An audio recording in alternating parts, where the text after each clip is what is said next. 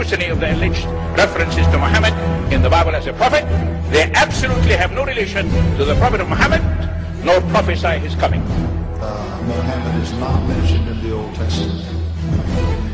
Muhammad is not mentioned anywhere from Genesis to Revelation. Muhammad is God's true messenger. That's a joke.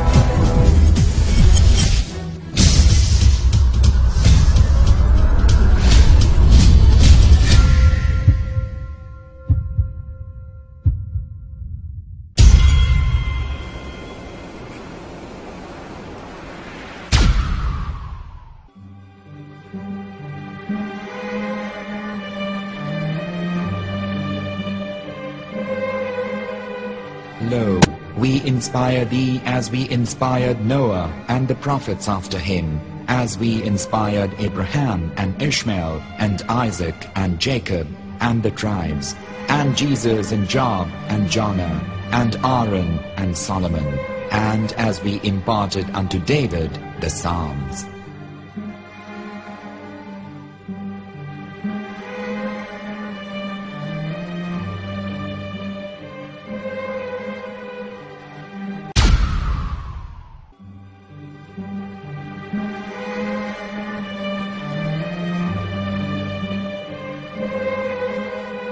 Lo, we inspire thee as we inspired Noah and the prophets after him, as we inspired Abraham and Ishmael and Isaac and Jacob and the tribes, and Jesus and Job and Jonah and Aaron and Solomon, and as we imparted unto David the Psalms.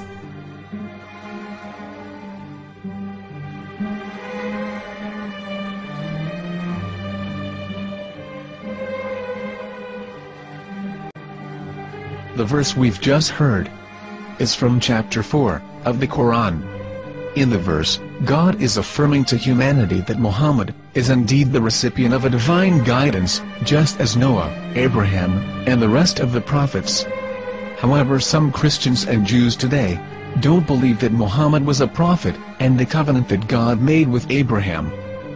And since the Quran is not their book of authority, in this video I'm going to show you that the book you're holding in your hands contains the name off the seal of prophethood, the Prophet Muhammad.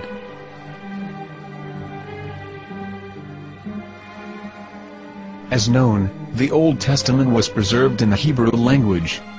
In the 5th chapter of the Shir HaShirim, which is one of the 5 Megillat or sacred scrolls that are part of the Hebrew Bible, or for short the Song of Solomon, as Christians know it today.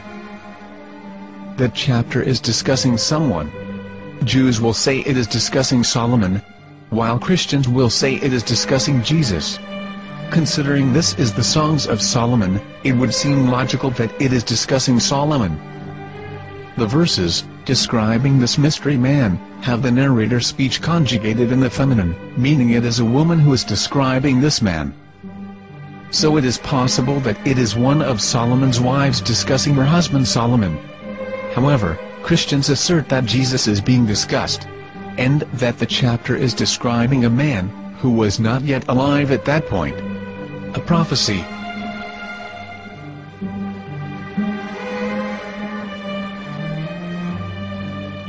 In reading the English translation of Song of Songs 5:16, it finishes the description by saying, "He is altogether lovely," but what most people don't know is that the name of that man was given in the original Megillat. Here is verse 16, and how it is written in ancient Hebrew, before introducing the vowels, in the 8th century. From the Hebrew Bible, on scripturetext.com. Here is the word in question. This word is made of 4 letters. Mem, Het, Mem, Dalet. Now when reading the word as it is written in its original form, with no vowels, it can be read as Muhammad, which is the name of the Muslim prophet, or as Mamad with no A after the H. According to Ben Yehuda's Hebrew English Dictionary, It is correctly pronounced as Muhammad, not Mamad. So how we're going to know for sure if it's pronounced as Muhammad, the Muslim prophet, or as Mamad, a random Hebrew word? The only way is to give the verse to a rabbi and say to him, please read. Here is the Song of Songs 5:16, and how it is read by a rabbi from a Hebrew Jewish site. Please notice, the im in Hebrew is a plural of respect. חיכו ממתקים וחולו מחמדים, זה דודי וזרעי בנות ירושלים. חיכו ממתקים וחולו מחמדים, זה דודי וזרעי בנות ירושלים.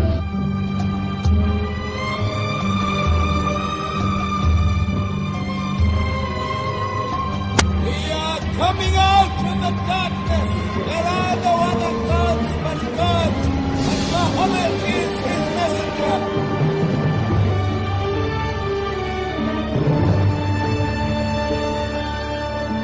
Let the world hear. חיכו ממתקים וחולו מחמדים, זה דודי וזרעי בנות ירושלים. חיכו ממתקים וחולו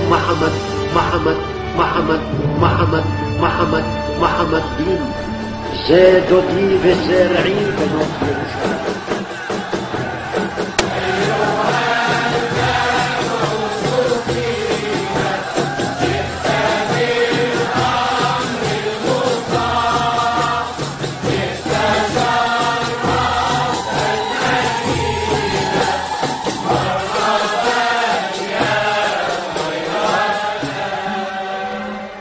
Here is the famous SDL translation tool, which includes a professional human translation, as well as an online translation. We're going to copy our Hebrew word of the Song of Songs, directly from the Jewish site. It's the same site, where you can hear the rabbi reading the verse in Hebrew. All links are in the description, so, we're going to copy the word and paste it, and ask, please translate. Are they going to translate the meaning of the name of that person? As the Bible translators did. Which is the praised and the lovely one, or are they going to keep the name as it is? Well, see it yourself. Here is the World Lingo Translator. The result is the same. It's Muhammad. We have no right. We have no right to translate names of people. Anybody. Your name should be written, Mr. Black is Mr. Black, though he's white. You have no right to translate names of people. But they have been doing that. Muhammad ibn, they translated as altogether lovely. But the word Muhammad in the Hebrew language, the word Muhammad in the Hebrew language.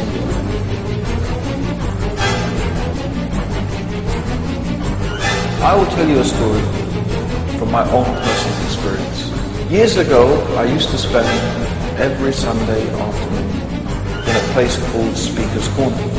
And in my years down there, I got to know a Jewish rabbi.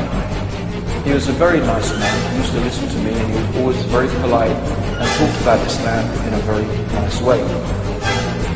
And one day during one of our conversations, after some years, I thought that it was about time I should invite him to Islam. So I said to him, you know, my friend, we have been talking now for many years, and even you have admitted to me that Muhammad is a prophet. So why then do you not embrace Islam? He said to me, we Jews, we never change our religion. I said, but half of the rabbis of Medina became Muslim.